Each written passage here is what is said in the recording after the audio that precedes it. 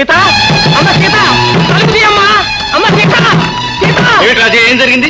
ఇది రామరాజు ఇంటికి వెళ్ళి వచ్చింది బాబు. అక్కడ ఏం జరిగిందో తెలియదు. లోపల ఏదో అగైత్యం చేసుకుంటుంది. అమ్మ సీత సీత తలుపు తీయమ్మా. ఏటమ్మా ఈ దారుణం? ఏటమ్మా ఇది? ఏమిటమ్మా ఈ అఘాయిత్యం? ఆ రామరాజు గారు ఏమన్నాడని ఇంత దారుణాన్ని తలపడ్డావు? చావమన్నారన్నయ్య. నన్ను భారీగా ఒప్పుకోవాలంటే 1,00,000 రూపాయలు తీసుకురమ్మన్నారు. అంత డబ్బు ఎక్కడి నుంచి తీసుకురాను? అందుకే ఈ నిర్ణయం తీసుకున్నాను. డబ్బుకి ప్రాణానికి ముడిపెట్టాడా? ఈ అమాయకురాలు బతకాలంటే 1,00,000 రూపాయలు కావాలన్నాడా? మాట అనడమే కనుక అడిగి తేలికే కావచ్చు, కానీ అంత డబ్బు ఎక్కడి నుంచి తేగలను? దీని బతికి ఎలా బాగు చేయగలను? రాజయ్య, నువ్వేం బెంగ పెట్టుకో. అంతాలు పట్టింపులు మర్చిపోతే 1,00,000 రూపాయలు తీసుకొచ్చి వాడికి ఇవ్వటమే కాదు, 1,00,00,000 రూపాయలు పెట్టి వాడిని కొనగలను కూడా. ఇప్పుడే తీసుకొచ్చి అది వాడి ముఖాన్ని కొడతాను. కృష్ణ, ఎక్కడికి వెళ్తున్నా? ఓడిపోయానని ఒప్పుకొని డబ్బే గొప్పదని చెప్పుకొని మీ నాన్నగారు ముందు చేతులు జాపటానికా? జ్యోతి, నీకు నాకంతా తెలుసు కృష్ణ. డబ్బుకు విలువిచ్చే మీ నాన్నగారితో మానవత్వమే గొప్పదని, అదే గెలుస్తుందని అన్నిటిని వదిలేసి వచ్చేసావని నాకు తెలుసు. జ్యోతి, నమ్ముకున్న ఆశయం కోసం నువ్వు ఒంటరిగా పోరాడి గెలుస్తావని మీ నాన్నగారితో అన్నాను. నువ్వు గెలవాలని మనసారా కోరుకుంటున్నాను. అలాంటప్పుడు నువ్వు వెళ్ళి ఆ 1,00,000 కోసం ఓడిపోయానని ఒప్పుకుంటావా? జ్యోతి, ఆశయాలు ఆదర్శాల కంటే ఒక మనిషి ప్రాణం నిలబెట్టడమే గొప్పదనిపిస్తోంది. నా ఓటమి సీత జీవితానికి ప్రాణం పోస్తుందంటే అంతకంటే నాకు కావాల్సిందే ఉంది. నిజమే, కానీ ఓడిపోకుండానే సీత జీవితం బాగు చేయొచ్చుగా. జ్యోతి, అలా జరగాలంటే నేను ఒకటి చెప్తాను, దానికి నీ సహకారం కావాలి.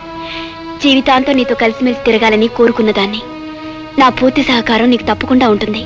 ఏం చేయాలో చెప్పు. ఇలారా. ఏమిటి బావగారు అర్జెంట్ గా అబ్బాయిని వెంట పెట్టుకు మరీ రమ్మని కబురు చేశారు? నాకు జ్యోతికి ఇప్పుడే పెళ్లి చేసేద్దామనా? నేను రెడీ. తొందర పడగ బాబు, పెళ్ళంటే నోట్ లెక్క అనుకున్నావా? దానికి అంతా ఓ పెద్ద లెక్క ఉంది. మరేం లేదు బావగారు, ముందు మా అమ్మాయి పెళ్లి ఒప్పుకోలేదు, కానీ అందరం కలిసి కేకలేసి రామరాజు గారు లాంటి పెద్ద సంబంధం మళ్ళీ దొరకదు అని చెప్పిన తర్వాత ఆఖరికి ఒప్పుకొని ఓ మాట అంది. ఏమిటో చెప్పండి, విని మేము సంతోషిస్తాం. ఏమీ లేదు, మీతో ప్రత్యేకంగా మాట్లాడాలట. నాతోనా? ఏమిటమ్మా కోళ్ళ, ఏమిటో చెప్పు. ఏమిటమ్మా నీ మనసులో మాట ఏమిటో చెప్పు. నాన్నగారు మొదటి పెళ్లి విషయం చెప్పగానే వద్దన్నాను. చిన్నపిల్లని తెలుసో తెలియకో అలా అన్నాను. నన్ను క్షమించండి. దానికేముందిలే, ఇంతకీ విషయం ఏమిటో చెప్పు. ఏం లేదు, ఏ ఆడపిల్లకైనా తను కోడలుగా వెళ్లే ఇంటికి కాస్తో కూస్తో పరువు ప్రతిష్ట ఉండాలని కోరుకుంటుంది. ఆ ఇంటి పెద్ద దిక్కైన మామగారిని అందరూ గౌరవించాలని కూడా కోరుకుంటుంది. అదేమిటమ్మా ఇప్పుడు మా అయ్యగారికి ఏం తక్కువని? ఆయన ఎవరు వేదవని సన్యాసి అని అనగా నేను వెళ్ళలేదే అని మీరనుకుంటున్నారు, కాని ఊరంతా సీతమ్మ అనే ఆడదాన్ని మోసం చేసిన దుర్మార్గుడు అంటున్నారు. అదెవరు? అదే నాన్న, ఊళ్ళో వాళ్ళందరూ నా పిన్ని నా పిన్ని అని ఏడిపిస్తుంటారు చూడు, ఆవిడ. విన్నారుగా, నా కాబోయే భర్త నలుగురి చేత అలా మాటలు అనిపించుకోవటం నాకు ఇష్టం లేదు. అంతేకాక మేమిద్దరం భార్యాభర్తలు అయిన తర్వాత అత్తామావలు ఇద్దరు కలిసి మమ్మల్ని దీవించాలని నా ఆశ. ఏమిటమ్మా నువ్వనేది? మీరు ముందు సీతమ్మని ఊరందరి ముందు భారీగా స్వీకరిస్తే ఆ తర్వాత నేను మీ అబ్బాయిని భర్తగా స్వీకరిస్తాను. దాన్ని నేను భారీగా స్వీకరించాలా? మా అబ్బాయిని పెళ్లి చేసుకోవడం ఇష్టం లేకపోతే మానే, అంతేగా నేను మాత్రం. నాన్న, నువ్వు ఒక తండ్రివేనా?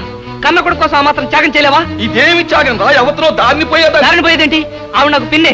నువ్వు ఆవిడ పెళ్ళంగా ఒప్పుకోకపోతే నేను ఇక్కడే పడి చచ్చిపోతాను. కైలాసం గారు, నేను అర్జెంట్ గా చచ్చిపోవాలంటే ఏం చేయాలి? చాలా లెక్కలు ఉన్నాయి బాబు. సుఖమైన లెక్క ఏంటంటే, ఒకటి పీకి తాగేసి తాగడం, 2 ఎండను తాగి తాగడం, 3 నూతులు దూకి తాగడం. నోరుమై ఉన్న ఒక్క గుడికి ఇలాంటి దిక్కుమాల స్థలాలు ఆయన ఇచ్చేదేమిటి? ఆయన ఊపని నేను తీసుకోగలను. నువ్వు పిన్నిని పెళ్ళంగా ఒప్పుకుని నన్ను జ్యోతికిచ్చి పెళ్లి చేయకపోతే నేను ఇక్కడే పడి చచ్చిపోతాను. నా మాట ఉన్న ఒక్క కొడుకుని చంపేసుకుని నేను మాత్రమే సుఖపడేది. అలాగే అమ్మా జ్యోతి, వస్తున్నారు మామయ్య గారు. నీ ఇష్ట ప్రకారమే కానీ ఆ చాలు వచ్చే. For more updates, like, comment, subscribe to our channel. Hey darlings, గంటని click చేయడం మర్చిపోకండి.